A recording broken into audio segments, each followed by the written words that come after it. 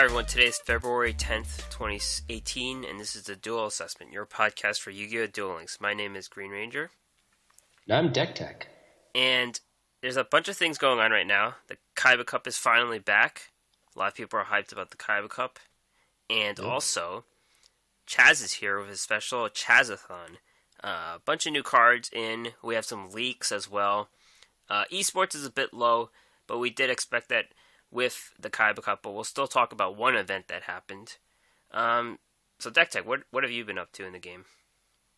Well, in the game, I've been slacking a little bit, not for my normal reasons of just being a slacker, but this time I have a decent excuse that I got hit by the flu that was going around, so I was kind of just out for a couple of days. Still getting over it a little bit now, but finally jumped into the KC Cup. I played the first, I think, like 7 people to get those initial rewards that they give you. Yeah, the stamps. And I won all 7 because usually, even when I waited a couple days, so those people were all of low PvP experience, I would say.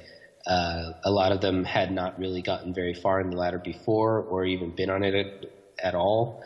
And a lot of them had suboptimal decks. So that was kind of like easy pickings for the beginning. Yeah. But that's a nice way to kind of ease back into things. So I'll be jumping in a little bit more this weekend. And the only other thing is that I'm still playing Ancient Gears, even though last week we reported on how it didn't do super well in the MCS. And I'm just not really sure what I should be spending my gems on, if anything. Like Volcanics and the Saphira are kind of like the 2 things that I was thinking I might try to get, but they're both in big boxes. And so that's like really expensive if I'm trying to get play sets of either one of those.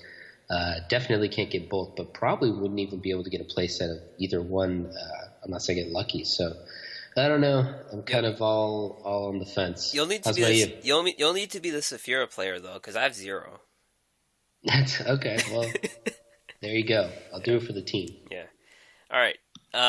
Before the Kaiba Cup, I hit Legend with Psychics. I was just playing a bunch of decks before, and Psychics just pretty much got me there. But then once I got to Legend, I was facing nothing but Dinosaurs, and Dinosaurs just kill Psychics. Like, I have a horrible matchup. I can't do anything about it. I can't really explain it, but it sucks. So I decided to play Dinosaurs. I have enough cards. I have 2 Evil Swarm Salamandras, but, Sphere Revo can kind of cover, so that's... I brought that to the Kaiba Cup. I'm level 11. I'm just doing it for the rewards, because I already got King of Games, so, these rewards are pretty good, though. Like, you get a lot of gems. So, yeah. Unlike you, I did not win my first 7 games. The first game we'll talk about the Kaiba Cup later. But there were some issues. I was the beneficiary of one issue, but then I was the victim of another issue. So we'll explain that later. Yeah. All right. So esports tournaments, competitions. A lot of the usual avenues have been slower than usual. Duel Links Pro is announcing their next DLPT on February 24th at 1 p.m. Eastern. And the MCS 6 will also happen March 3rd to March 4th. So that's actually almost a month from now. 3 weeks or so, 3.5 weeks at 1. But the MCS weekly number 6 happened. And DK is actually working on releasing the website. This is actually long awaited, long overdue. But it's like a Discord-only website preview. So I will check that out today or tomorrow, whenever it comes out.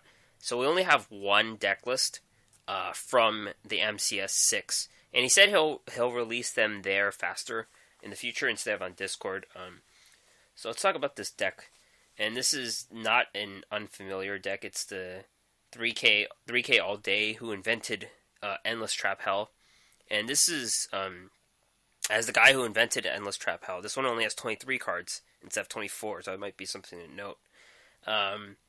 This deck has 3 Maneater Bugs, 3 Yomi Ships, 1 Ghost Trick Yu-Gi-Oh! 3 Dimensional Warriors, 1 Burning Land, 3 Floodgate, 2 Divine Wrath, 3 Wall of D, 1 Curse of Anubis, 3 Massive Morph. Yeah, 23 versus 24 cards, I guess, against that. I don't really know. I mean, I've never played the deck, so I don't really know what the reasoning for that is, but it's just something to be aware of. Mm-hmm. It also runs Burning Land, which I don't think the other ones did before. So this is the aggro version. Yeah, exactly. So that's interesting. It might be just for a field, maybe? Yeah, maybe. Trying to think of what field would mess him up. He's getting killed by Bastion Psychics. Or Dinosaurs. There you go. Well, I'm thinking there's probably some field that counters his the plan to just kind of mill you out, lock down the board and mill you out. It must have something to do with that. And then the 2 Divine Wrath, I think those are new additions as well, right? I think I've seen maybe a one of before, but it's definitely not like a stall card. It's it's more of a proactive prevent an effect card. It could be against Electro, maybe. Yeah, maybe. Yeah. So this deck, even though we expected it to be annoying, is evolving a bit. It's a little less annoying in that it has a win condition now. So something. Well, I still think because Burning Lands works on both sides, I still think your probably main plan is just to deck them out. Yeah, and they don't have any life gain in this deck, so. Right. Yeah. So you would have to be really confident. If your game plan were to win by Burning Lands, you'd have to be really confident that they don't have any damage on their side because Burning Land works, it hits them first, so you're 500 points ahead, but 500 is not very much. So I don't think that's the win condition. That'd be a scary win. Yeah. Well, we shall see why Burning Land is in there in the future. Yeah. All right. Let's talk about the Kaiba Cup. So, as we mentioned before, Stage 1 runs through the whole event from the 7th to the 18th, and then the Stage 2 becomes available for those who got King of Games or made it through all of Stage 1, which I believe is 20 levels. So, Dektik, you're the one who has to get to 20 levels this time, right? Yep, that's true. As we discussed last time, I came up short on hitting King of Games last month. Stretched myself a bit too thin on that one, and then just didn't put the games in early enough as I should have. So, whoops. But I am pretty sure I'll be able to get through Stage 1. Last time it was pretty easy to do so. Yeah. Just by playing it and trying to get the rewards and stuff. So, we'll see. But like I was mentioning, my games were pretty easy. I didn't start doing it until the 9th, though, so it might have been just that all of the people who would have been the stiffer competition just already flew through those ranks, because those first couple matches for me were mostly 24 cards decks, but not the Endless Trap Hell, right? Or decks with skills that didn't really match the deck, or just kind of random assortment of cards. People who were clearly not at the higher level of PvP competition. And I kind of felt bad for just smashing on them. Yeah. But, it wasn't my fault that they were paired up against me. And I'm sure that they'll be getting their rewards and stuff soon enough. It's funny, though. When you first started, you face people who have, zero PvP experience. Their decks don't make sense. And then, let's say, dual level 5 to 10 or something, you'll have decks that make a little more sense, but they're 30 cards. It's they're gradually getting there. And then, dual level 11, you face people who got King of Games every season, currently. Yeah. So it's a slow, it's the evolution chart. Mm-hmm. Yeah, it makes sense, right? The people who are generally more experienced in PvP are the ones who are generally going to have better decks, and obviously generally going to play better just based on practice and based on seeing the competition. And also people who play a lot of PvP are more likely to listen to podcasts and go to websites and stuff to learn more about the game. And But yeah, those first ones, it's eye-opening to see how far we've come. Yeah. I don't think, because I've had like a background in games, including Yu-Gi-Oh, but also just tons of other card games, I don't think I was ever quite at the level of the stage one, or of the level 1 through whatever people, but still it's like crazy to see how far like it's developed, because sometimes you kind of lose yourself and you only see the Reddit community, or you only see these tournament results and stuff, and so you're like, okay, everyone has perfect decks in this game, everyone is hitting king of games every season. Clearly that's not true. So it's that was kind of interesting to see there. It's fun, yeah. Just so long as you don't get too upset about smashing on those kids. Yeah, definitely. I'll talk about my experience. The first game I played, actually, so this is the scenario. I faced a Harpy's Hunting Ground deck, so this is kind of like a throwback, but I play a dinosaur, and then I'm thinking Harpy's Hunting Ground, I'm not going to set a back row. I don't set a back row. They play Cyber Harpy. They decide to destroy my Jurassic World. And their Harpy would kill my dinosaur. So the game stops right there. My Jurassic World is targeted, and the game just stops. So and then I quit the app, and I come back, and then I get a time limit win after like 3 minutes. So that's my first game in the Kaiba Cup. Hey. Around duel level 6, I face a mill deck. They mill me till like I have 3 cards, but I'm destroying a Kribo every turn. They have 1 card in their hand. My battle phase, I lose due to disconnect, and I'm on an Ethernet. Even though North American internet's not the best, you know, I pay enough to have like confidence that I'm not going to disconnect randomly. Yeah. And it kind of pissed me off because they said they did all this stuff about cheat tools and you know, preventing cheating and all these things. But I think someone just disconnected themselves some way that got around Konami's cheat tools rework. So that happened. Yeah, I mean, it could have just been a glitch or whatever, but obviously the timing's suspect. Yeah.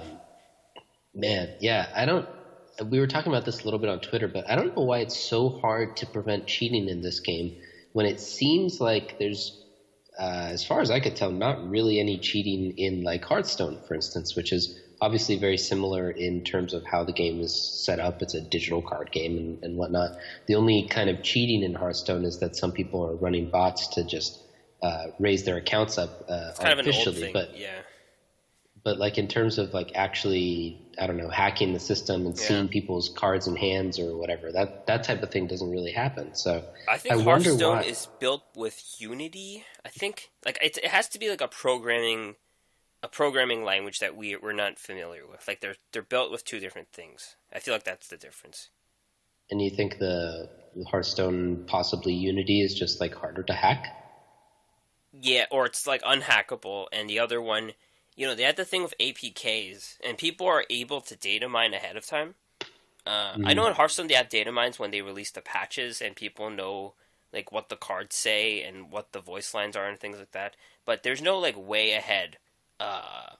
Like I have some leaks that we're going to talk about later. Like you wouldn't get that in Hearthstone. Like, you wouldn't know like a card that comes out a month later. That's so true. something with that, like how it's built in the programming, I feel like. Mm-hmm. All right. Well, we'll go with that. Maybe we can get a programming expert on at some point to tell us what's really going on. It's like I've actually hacked. I've actually data mined on a lot of this stuff. Really? Yeah. Oh, wow. No, not me. I'm just saying that the future person. Oh. Okay. We could get Zophon, the guy who gets all the leaks. There you go. Good plan. We'll pretend like I'll blame that on the illness. I'm slow in the head today. Yeah. Anyways, like I said, I'm at duel level 11, and I'm actually not winning a ton of games. Like, I've been threatened to fall to level 10, so you might have to wait a little longer for people to get through, or I'll just keep going. I don't know. I'll see. Yeah, maybe. I guess it picks up a little bit after where I am. I think I'm only at like 5 or something. Like I said, I won them all, and most of them were promotions. So I think it was like you have to win 7 to get all of those stamps, and I'm pretty sure that's all I've done so far. So I would guess I'm somewhere between like 5 and 7 or something like that. Yeah. So, So if I play a little more, yeah, then we'll see. All right.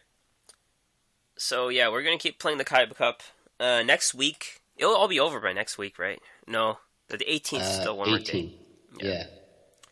So we'll be able to talk about that final push and how we're both trying to get into the playoffs and how we're staying up for the next 48 hours to make sure that we get there. Unless there's some cheating happens and I get pissed off and I quit altogether. That could happen too. Yeah, even if it's a fair game, I'm almost certainly not going to get to the playoffs, so that was also a joke. Yeah, we'll see what final rank we get. Yeah. There you go.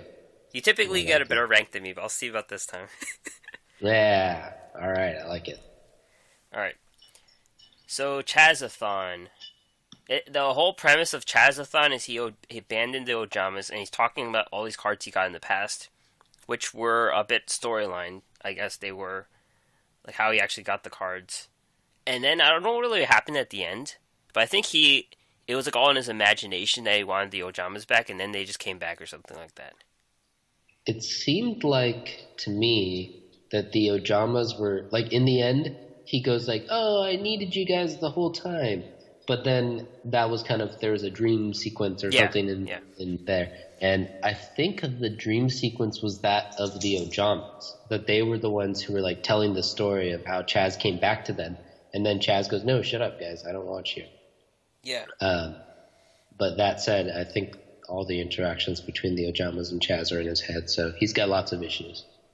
That's an Inception type thing, right? Because they're in his head, and then in their heads, within his head, he comes back to them. So that's interesting.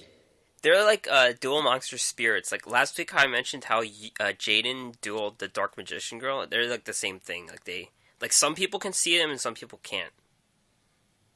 Ah, I see. Like Jaden and Chazz can see them, but like no one else. Like people think they're just talking to no one or something. So that's what happens.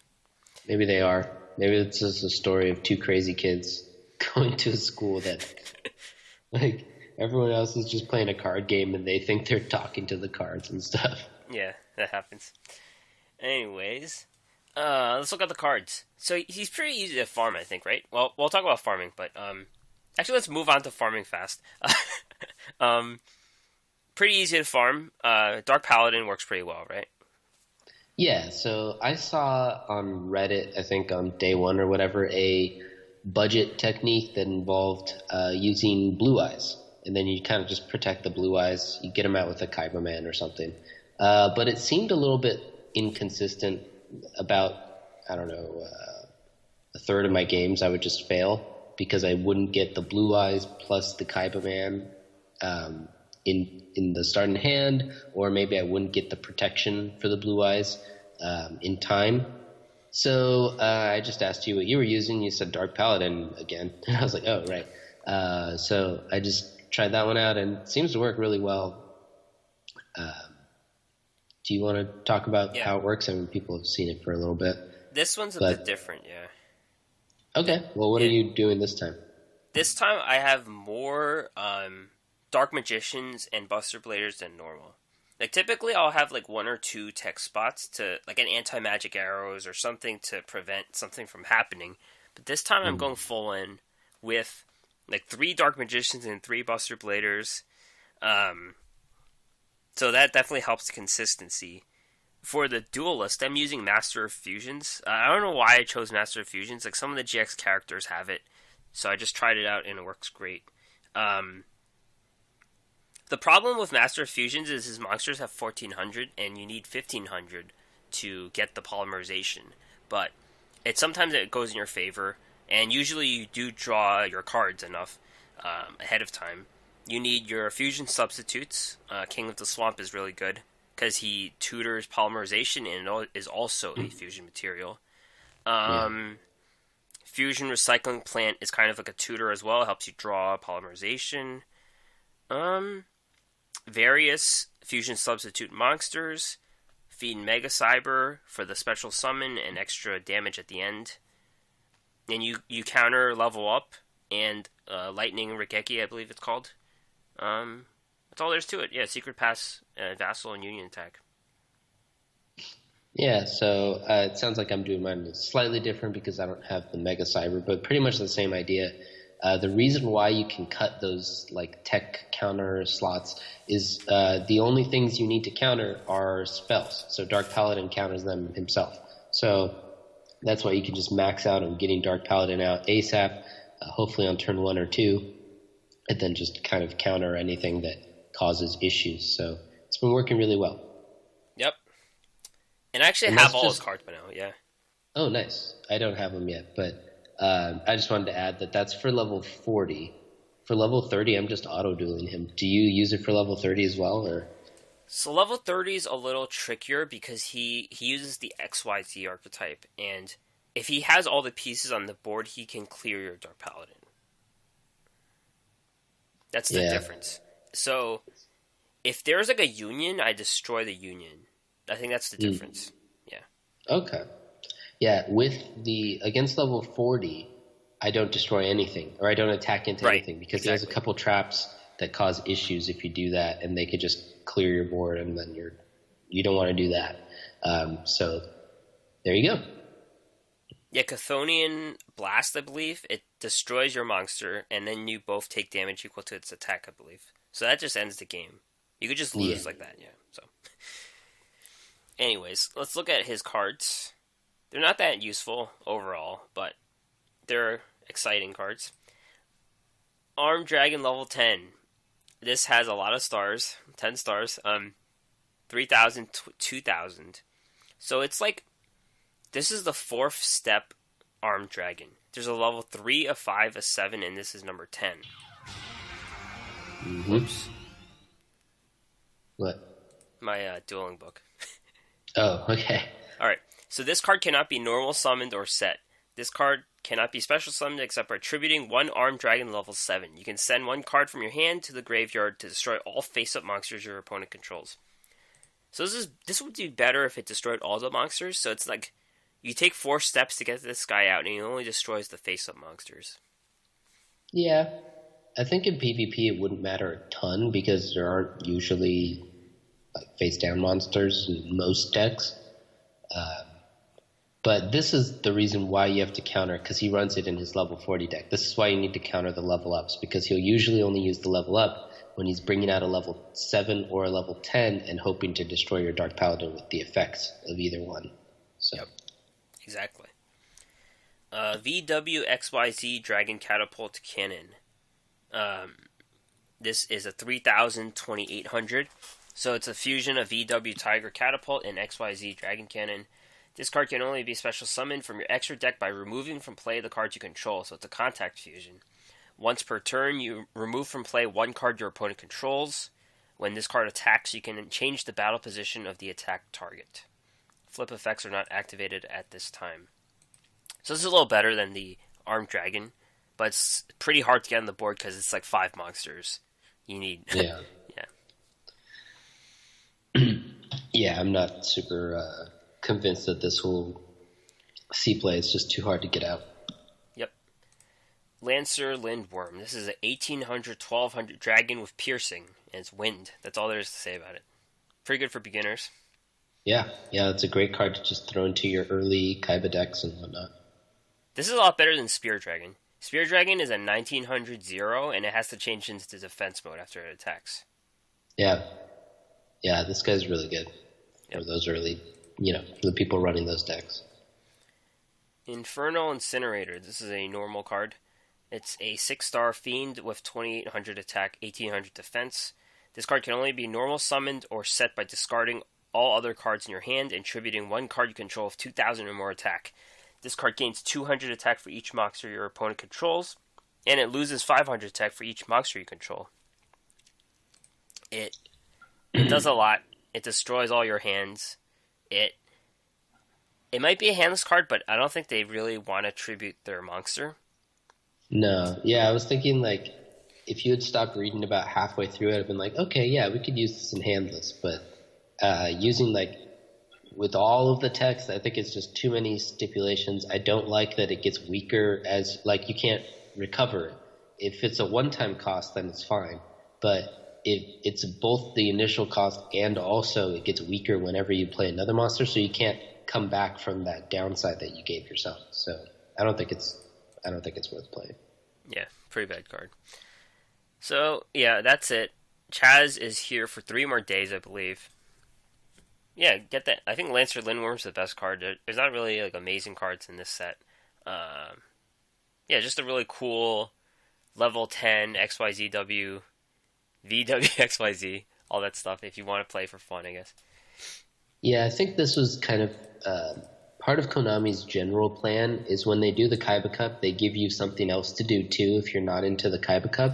But they don't want that something else to do to be too enticing to make the hardcore players have to choose between going in the Kaiba Cup or doing the other thing. So I think that's kind of what's going on here. This is more designed for the more casual players or the newer players, or even if you're like really interested in this stuff just because you're a completionist and you are a hardcore player, you know, it's just a random appearance. You only really have to take time out of your Kaiba Cup grinding every whatever it is, every 10 duels or something like that, and then only for 1 duel. So it's not like a huge time sink.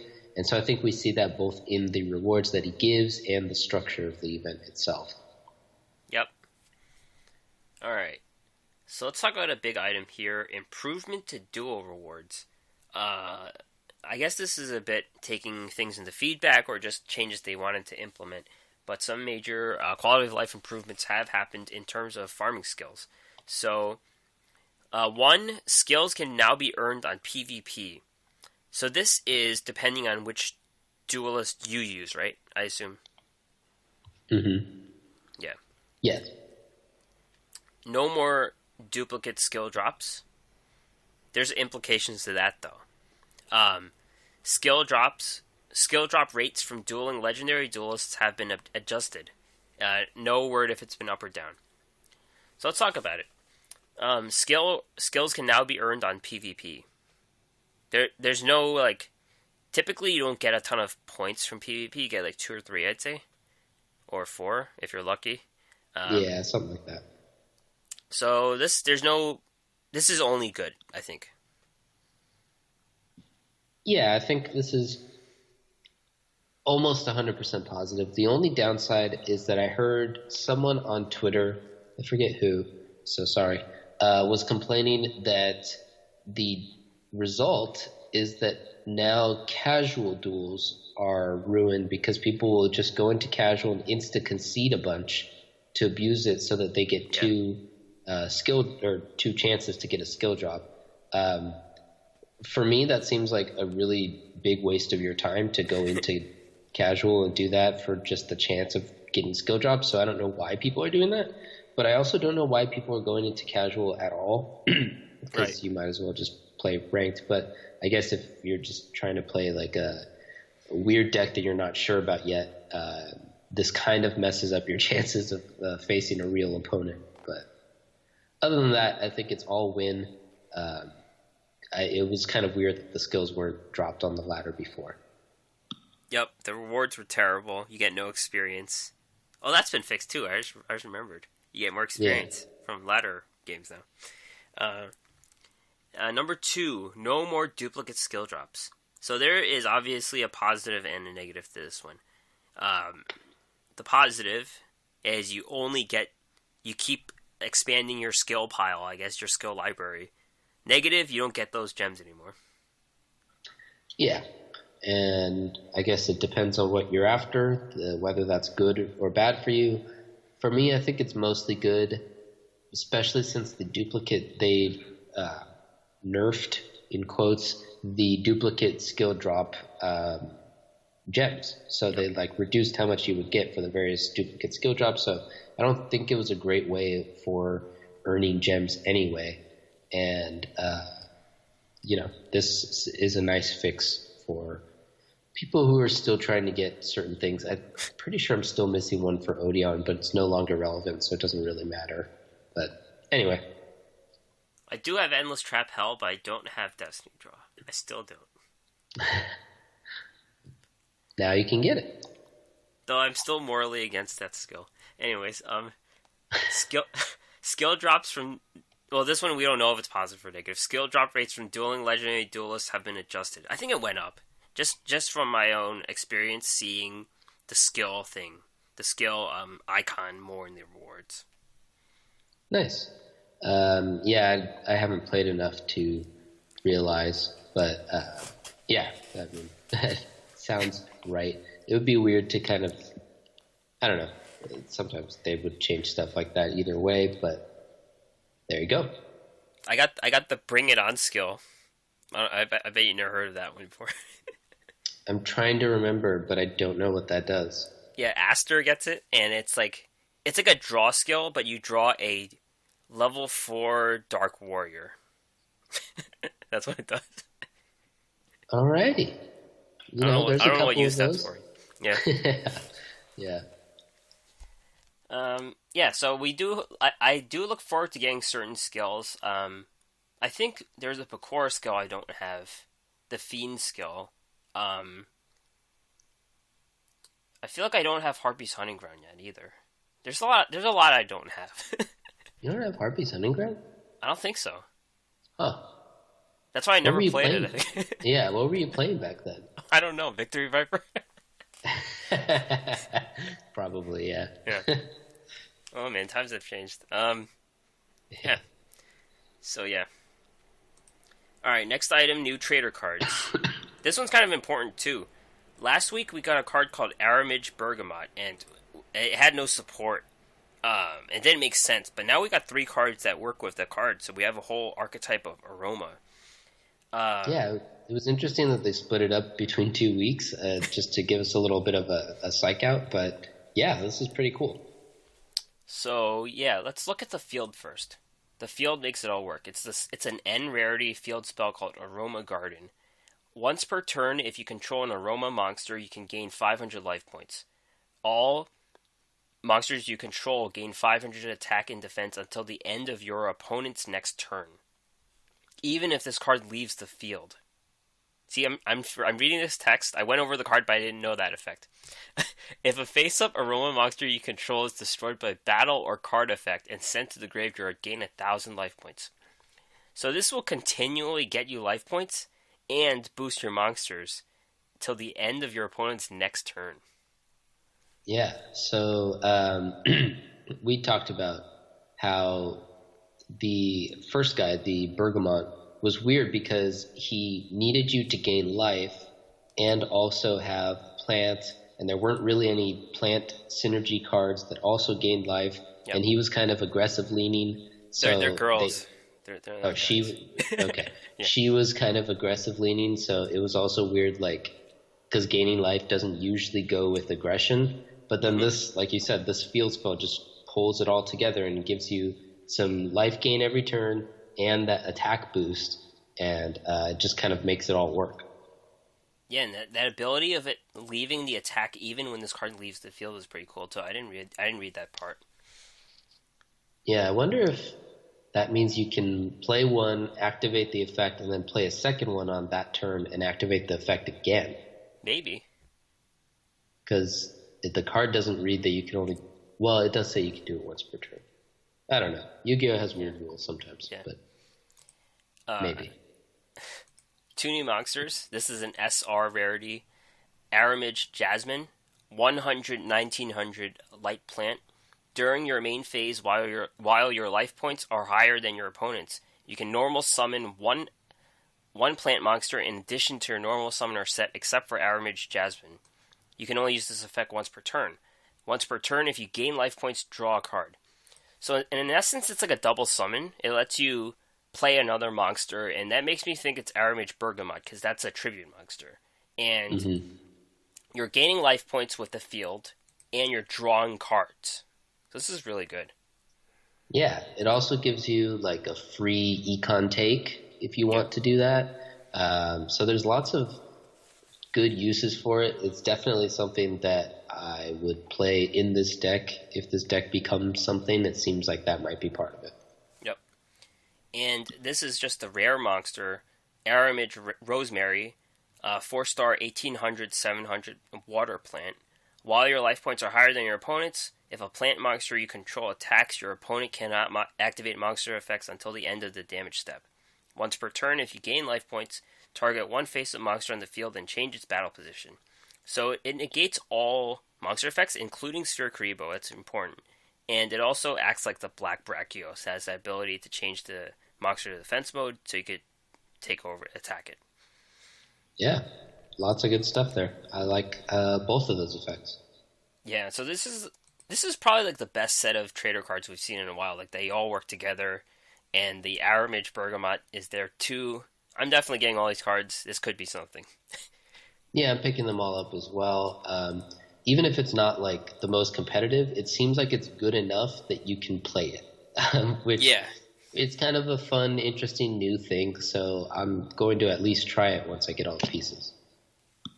If anything, it's like a platinum-worthy deck. Like, it could get you to platinum, maybe some legend levels, maybe. Yeah, maybe something like that. Especially towards the end of the season, where it kind of gets a little bit easier because a lot of the better players have moved up. Yeah. The card flipper campaign is also back. It seems like there's so many campaigns going on. There's one new card and one old card. New card is called Tackle Crusader. This card's highly versatile, and it's a rock. It has 1500, 1800 Earth. If this card is sent to the graveyard, you can activate one of these effects. You can target one face-up monster your opponent controls and change it to face-down defense.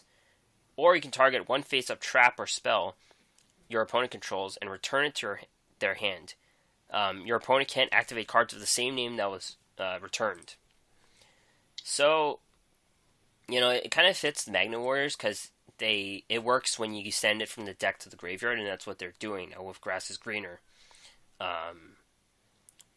But the abilities aren't that good. I think the first ability is good if it's situational though. Like, you have to have another monster that can beat them. And the second ability is a little better because you can bounce a spell, but it's a face up spell, so it has to be a continuous, or it could be like a field, like the Mind's Eye Temple. So not great abilities. It would break that deck. Yeah. Because then they can't play it again, right? Yeah. But yeah, I agree. It's probably not highly versatile as they claim, but there's some uses there. It would also be interesting in one of those decks, as I heard you describe it. I don't have the text in front of me, but it sounds like it would work in one of those decks where you go straight from the deck into the graveyard. Yeah, right? Grass is Greener. Yeah, Grass is Greener or the Merchant or something. So there's some interesting stuff there, possible uses. Yeah, I actually lost against one of those decks last night in the Kaiba Cup. And they run 30 cards, which makes me think this card could sneak in a 30-card deck. Yeah, they dumped 10 cards. I mean, they dumped how many ever cards. They got Valkyrian out. They got another Magnet Warrior. I lose. Yeah, I'm really hoping to try it. I haven't seen a Grass is Greener in a while, though. I picked up one or two, but I'm sure I'm still waiting for at least one of them, and it just hasn't shown up. Yeah. So maybe this card has some use. Yeah. New items in the shop. Dark Magician Girl sleeves and mat. And the new Master Gate Key. What does the Master Gate Key do? It makes it so that you can duel legendary duelists at the gate for a certain amount of time without using your duel keys. I think it's 30 minutes. Colored. Yeah. Yeah. So I was like, okay, that's kind of cool, but it's also completely useless to me. And I assume a lot of other players who are in a similar place as me, because a lot of us already have all of the things we really needed from those legendary duelists, and just have like a buildup of extra keys. I'm constantly trying to get rid of my neutral keys, and the only way to do that is by converting them to the colored keys. So those numbers are going to get huge over time as well. So there's just no reason for me to ever use a Master Gate Key. And I'd really like it if we could just sell our keys for something, at least gold. Gold is barely useful at this point for me either, because I have so much extra compared to what I need from the trader, but at least it's like possibly useful. Yeah. it might be something for young whales who don't have much of a collection and are willing to spend money. Because I remember starting off, I was running out of keys, like when I was starting off, like trying to farm people. Yeah. Yeah, that's a good point. I mean, they're always trying to add more players to the player base, and it's really hard to catch up in this game. So any sort of cheats, in quotes, of course, because this isn't a real cheat. This is a way within the game to cheat the system that can help speed up that process. I get that. That's a good point. I think it would really help out people who are new and trying to catch up and get their econs, and probably a couple other things are important from the gate. Pay to catch up. Yeah. Really, for me, what the biggest change that would help for me would be if they just made it possible to auto-duel people at the gate as well. Yeah, I like that. I don't know why they don't make that possible, but then I would be able to just, well, I guess this is why, because if they did that, then I would be able to very easily just fill out my whole collection of all the stuff from the people at the gates, and I wouldn't have to keep burning my extra keys. It's possible people were cheating with the APKs, and they didn't want people to get like all the cards and skills. Like when that was rampant. Mm-hmm. Yeah. There's also a sale going on where you could do once a day. You could buy 3 packs and 10 gems, I believe, for $1.99, and it's like once per day. For is it all once per sets. day? Okay, yeah, that's what I was going to ask. Yeah, each set you can buy once per day. Yeah, so that's a pretty good deal if you're interested in spending some money in the game. I was almost convinced to do that. Very tempted. I had Google Play credits, so I bought one. Nice. Yeah, it's nice. As you guys know, as we mentioned before, there are frequently sales of some kind or another in this game, so you should probably never buy packs for the full price. You should always wait for some sort of sale. But this is one of the better sales that they've had.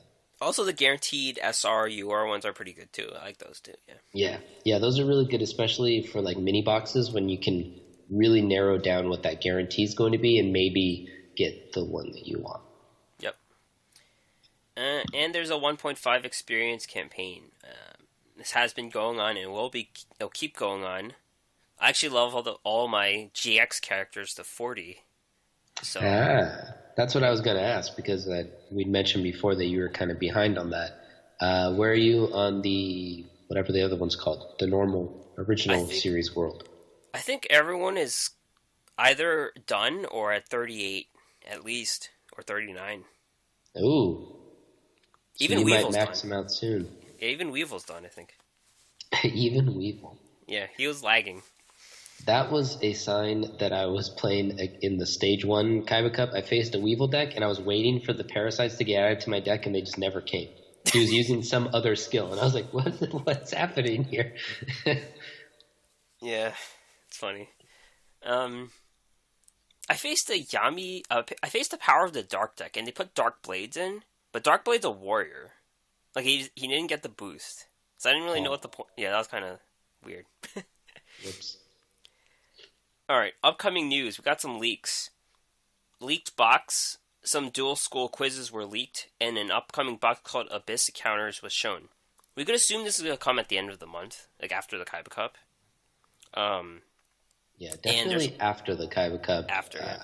Who knows how long after, but definitely after the Kaiba Cup. Yeah. There's one quiz called Whales Unite, which is funny, and this is probably a full box. Yeah. Are we due for a full box? I think so. Last one's a mini box, right? Yes, yeah, you're right. Okay, yeah. Full box, probably. And this one has actually a really known archetype in the Archfiends. Are you familiar with the Archfiends? Well, I know a couple of them. Like, I know that... They're like chess pieces, I think. Yeah. Oh, the chess piece? No, I was thinking of Summon Skull counts as one, right? He does count as one. He was added to that archetype when they came out, I believe. That's kind of all I know about it. We have like a field spell or something, and Summon Skull, and then like 1 or 2 Archfiends, but we don't have very many in the game yet. Right. I don't know if Trans Archfiend even counts. Oh, you're thinking about Pan Labyrinth. Yeah. I don't know. I haven't played the card game enough to know like what relation they have, but these are like the chess piece ones. Okay. Yeah, there's like a king, there's a rook, there's a queen. I had the bishop in the card game. um, but yeah, these are some of the cards that were leaked: Citadel Whale, Gishki Beast, Terror King Archfiend, Des Rook Archfiend, Archfiend Emperor, Axe of Fools, Call of the Archfiend, Bonding D2O, Bonding DHO, and Deuterion. Um, should I talk about these cards or should I just go over? Let's go over Deuterion. It's interesting. Okay. All right. So this is those Bastion cards: Hydrogeddon, Oxygeddon. Here's Deuterion. 5-star dinosaur, 2000, 1400. You can discard this card, add one bonding spell trap from your deck to your hand. So there's one ability. If this card is normal summoned or special summoned, you can target one Hydrogeddon, Oxygeddon, or Deuterion from your graveyard and special summon it. You can only use this effect of Deuterion once per turn. So I bring this card up because Hydrogeddon is a meta card in dinosaurs. And this lets you get one from the graveyard for when you tribute summon. Yeah. Cool. Yeah. The stats are kind of low because it's just 2,000 for one tribute.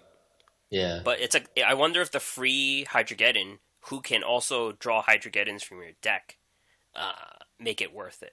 Could be. Could be. I'm thinking probably not because I don't know. That seems like you're not gaining too much by doing that because you only get the 1,800 back when you're building a 2,000. I don't know. Maybe. And then obviously there's this Archfiend sub-theme in the box too, and whales. So I don't know, but Whales. I'm interested to see what's in there. It's mostly like a water attribute theme. Yeah, so I guess they got tired of having Mako on the sidelines. Wanted to bring him back. Man, Mako was annoying though. Like the card that blows up the whole board is annoying. Levia Dragon. Yeah, it's really interesting that they kind of only have one. I mean, I guess Bastion does a little bit of it, but they have like one character who does water stuff. So whenever they want to make any sort of water cards, monsters, they tend to kind of all go into Mako decks. Yeah, that's true. Upcoming updates. Esperoba is coming back mid-February. This one was shown. And we do have 2 leaked cards. So we'll go over these 2 cards. Master Gig. 8-star, 2600, 1400 Psychic. Once per turn, you can pay 1,000 life points to destroy monsters your opponent controls equal to the number of face-up Psychic monsters you control. So this guy's 2 tribute. So you could usually destroy 1 monster, if any. And sometimes you could destroy 2, but it seems really inefficient given you have Psychokinesis and Destructitron. That's all. Yeah. It's got to rely on some sort of special summoning techniques to just kind of build it out, because if you were to do it the normal way, it would just be way too slow. Yeah. And a smaller monster, DD Telepon, 500 attack, 1800 Psychic. If this face-up card you control is banished, you can banish 1 Psychic monster with 1500 attack or less from your deck. Then, during your next standby phase, if this card is still banished, special summon that monster banished by this effect. So it's like Psychic Witch, in that you could get a free 1500 from your deck to the board, but it needs more work because you need to banish this twice, sort of. Yeah, it's interesting. It seems like it's kind of protection against banishment, but there's not really... we don't, in this game yet, have a lot of banish as our removal. So it seems like, to me, it seems stronger to counter enemies banishing your monsters than it does to have some sort of setup and banish stuff as your like intended effect. And so that's a little interesting. Seems like it doesn't have the biggest place in the game right now. Yeah, I'm thinking of Dimension Gate because that's the only like continuous banish that I could think of right now. But that's more like a handless card, so I don't know. It's true. I mean, maybe you could do that. It would help with your whole back row plan, because usually you play Dimension Gate with like a Storm or something. So yeah. Okay. I like it. And Bones and Mokuba are coming to the gate. Crowler's back. We have some new Crowler cards. These are not confirmed, by the way. These are just, leaks. Ultimate Ancient Gear Golem. Fusion monster with Ancient Gear Golem and 2 Ancient Gear monsters. Must be fusioned. This card is 4,400 attack and 3,400 defense. If this card attacks a defense monster and inflict piercing, this card, it's like an Ancient Gear. It negates spells and traps until the end of the damage step. If this card is destroyed, you can target 1 Ancient Gear Golem in your graveyard and special summon it. So it's basically a really big guy, and then when it dies, it could get the guy from your graveyard. Right, so it has like some internal protections against removal. Yep. I like it. I'm not sure if it's actually worth it, but I like it. Yeah, you're going to have to run like a pure Ancient Gear deck with no other monsters, I think. Yeah, it's also like, it's kind of ramp-y because it's a normal fusion, right? You can do it from your hand. Yeah. So that's nice. Yeah, I'm not sure if soldiers and stuff.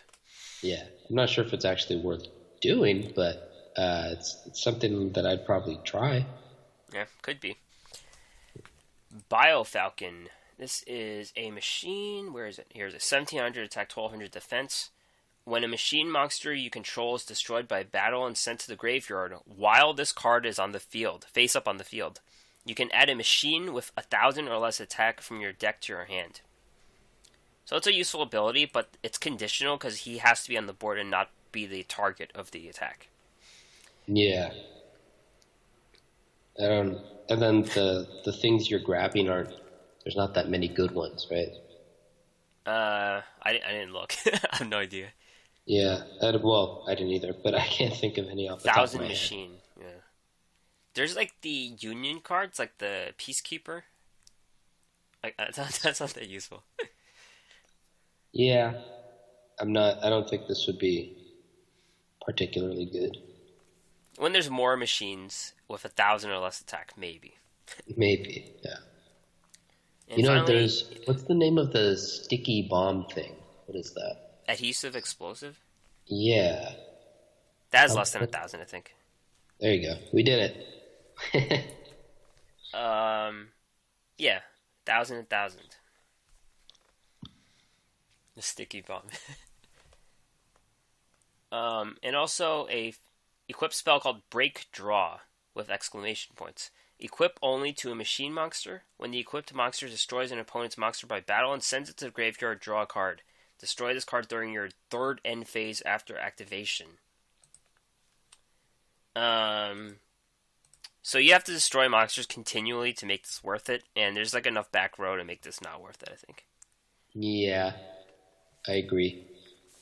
It's also unclear if any of these cards are ones that would come to us or just ones that like he might use if we were to face him again or something like that.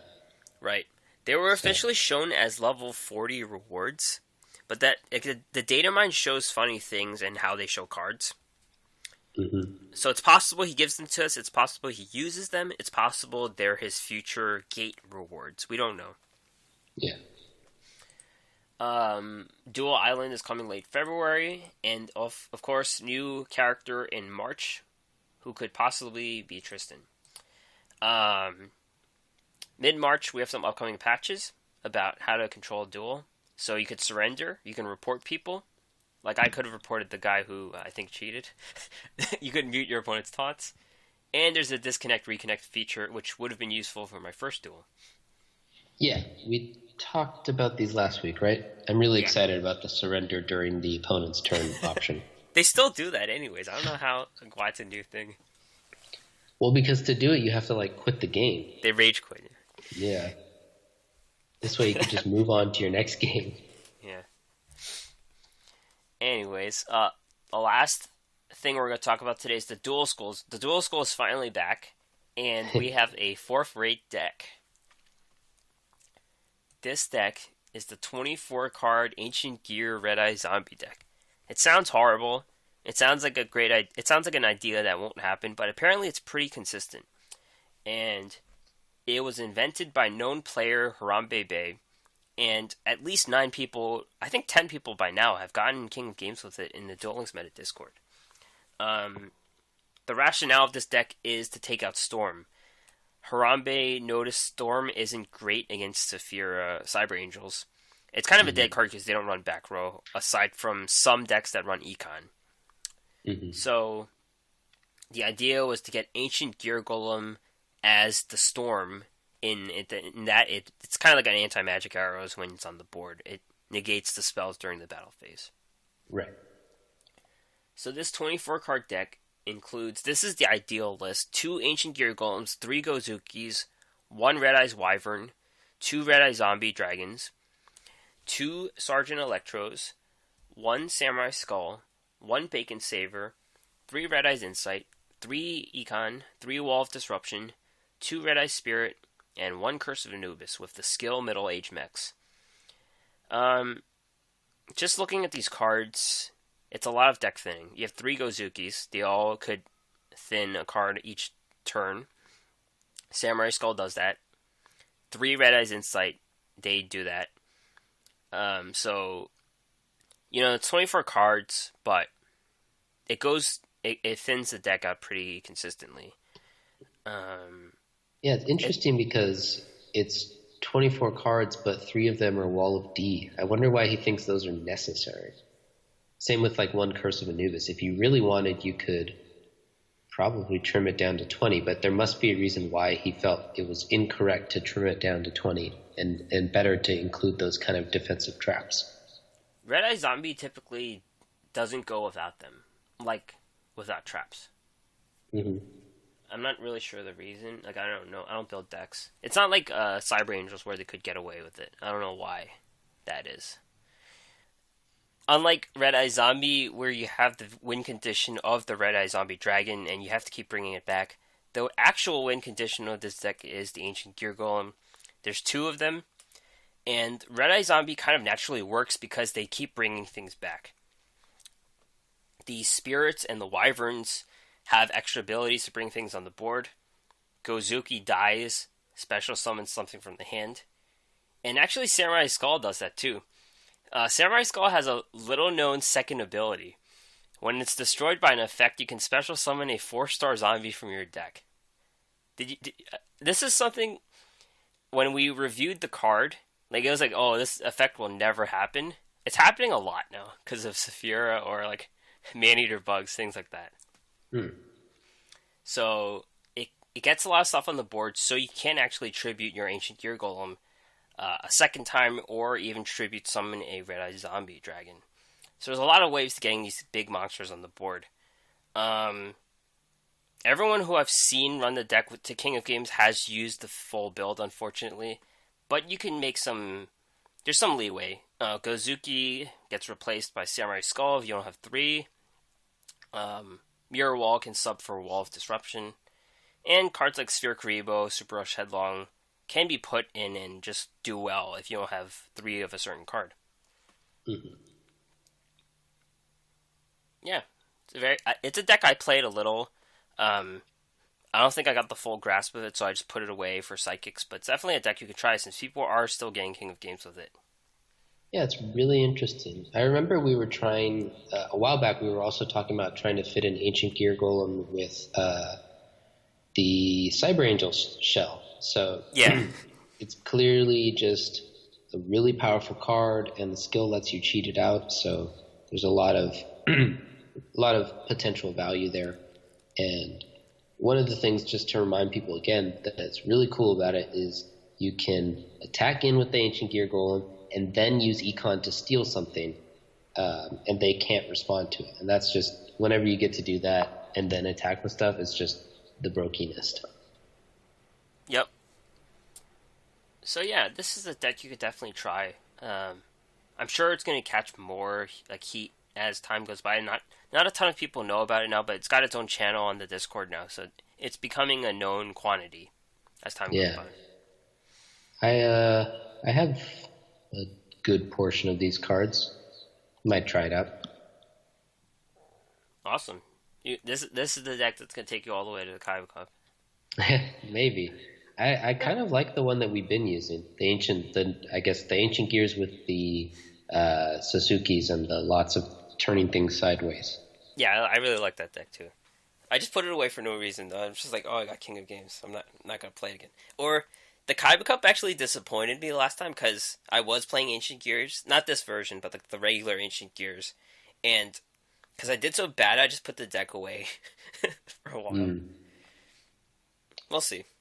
Yeah, we will. We'll come back next week and see how we've all been doing. Yep. All right, so that's it for us today. Thanks for listening. You can find this podcast on the App Store, Google Play, Stitcher, and others. Check out the podcast and more at our website, theduelassessment.wordpress.com. We have a YouTube channel as well if you want to check us out there. If you want to help support our efforts, patreon.com/duel_assessment. Send us an email with any questions or anything you want, theduelassessment@gmail.com. And you can find us on Twitter at duel_assessment, me at Green Ranger HS, and DeckTech at HS DeckTech. That's right, and we got a lot of positive feedback about the interview that Green Ranger did last week. So we have a couple people who were kind of interested in doing one as well, and we're going to be working with some people. So thanks for expressing some interest in that, both listening to it and potentially coming on. Couldn't do any this week because we were both kind of busy and or sick. But we're going to see if we can maybe make it more of a thing going forward in the show since it was so well received. So that's the type of thing that you could always let us know on the in the podcast reviews, in the emails, on Twitter, whatever. If you like something that we do, you want to see more of it or be part of it, then we love to hear from you guys about that. Definitely. All right. Thanks, guys. Catch you next time.